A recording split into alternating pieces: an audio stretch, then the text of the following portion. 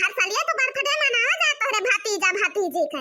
पता नहीं कैठो तेरे भौजी पैदा के है भतीजा भतीजी। हर साल ये तो बर्थडे रहत है। धान काटे दिन आए तो भतीजी बर्थडे बा, अब गेहूं काटे दिन आवा तो भतीजा बर्थडे बा। पता नहीं तोरे भौजी कितना पैदा करके धैले है।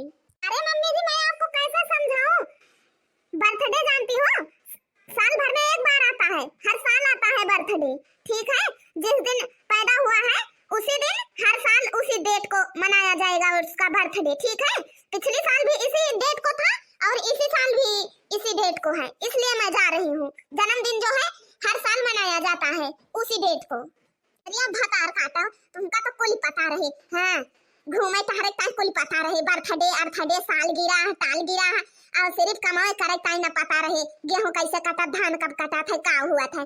जन्मदिन तो पता ही बात उनका हर साल ये मनावा जाता है। बोला गेहूं धान कहाँ पता बा कि हर साल ये काटा बुआ जाता है। हाँ भारत